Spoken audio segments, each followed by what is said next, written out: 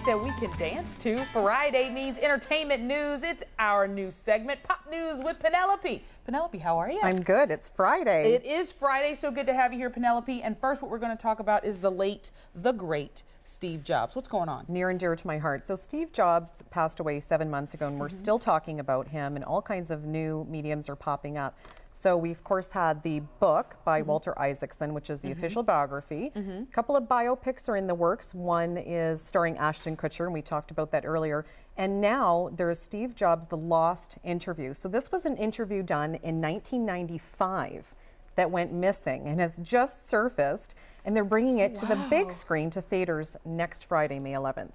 We'll have to look out for that. I know. It's an uncut 1 hour long feature interview. So it's going to limited theaters all over the country. And I would love to see that next Friday. Yeah, but I imagine they're going to release it to limited theaters, and the second it takes off, they're going to open it everywhere. Exactly. That's what always happens. Everybody wants to know what took place in this interview in 1995. It was a really pivotal time in his career with Apple. Yeah, there we go. All right, switching gears a little bit, we're talking about George Clooney lawsuit. What's going on? Sure. So George Clooney and Julia Roberts have reunited, but not for an Ocean's sequel. They are actually collaborating to sue two companies who have used copyright infringement and used the stars' images in their marketing. So they used very large posters and images of the two stars, and then this went to be published in a number of magazines in the last few months. So the stars have sued those two companies. The companies' names. Good for them. Exactly, I agree. I mean, it has to be done. It's a publicity rights violation. It's negligent misuse, trademark infringement, and they have to protect that. Why would this company even think, though, that you could just use someone's likeness without their permission? Well, you know, it's actually pretty shocking, because you would think that it was common sense, really. When you're in business, and these are incorporated businesses, this is Beyond Auto Inc. and Digital Protection Inc. So I'm very surprised, but yes, they've been caught, and they're going to have to be accountable for that. Yeah, that's for sure. That's for sure. Not using them anymore. No, I would say so. Okay, so there's a very cool new ad out with Michael Jackson, the late Michael Jackson. I think this is so awesome how Pepsi did this. It's so fabulous. So PepsiCo has just announced that they have made a deal with the Michael Jackson estate. And you'll remember that the relationship with Michael Jackson and Pepsi started in 1983. And famously in 84, that's when his hair set on fire in that commercial for Pepsi. And now they have reunited, and what they're doing, Laura, is Pepsi is putting out 16-ounce cans, and they're blue cans, and they will have the image of Michael Jackson on them.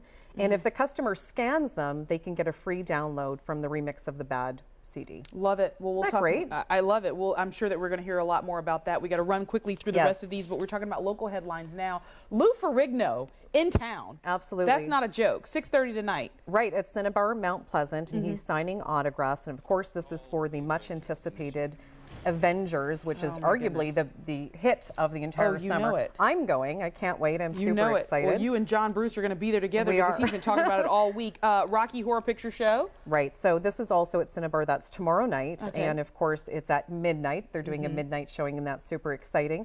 Those tickets are $6.50, so very affordable for anyone who wants to see that at Cinnabar tomorrow night. For sure. And if you were looking for something to do for Cinco de Mayo, Penelope, where should we go? There's several things going on in town, and one of them is at the Hippodrome, which this is actually put on by Adwena Green, and that is, the lineup starts at 8 o'clock. So doors open at 6, and they have great entertainment starting at 8 o'clock with Finnegan Bell, then Joe Firstman with the Cadorovas and Boca.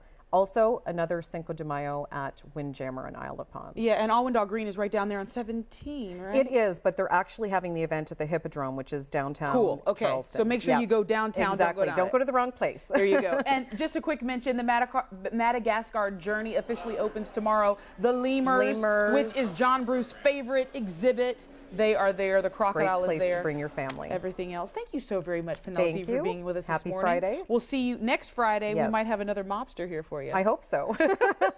We'll be back in just a moment. Stay with us.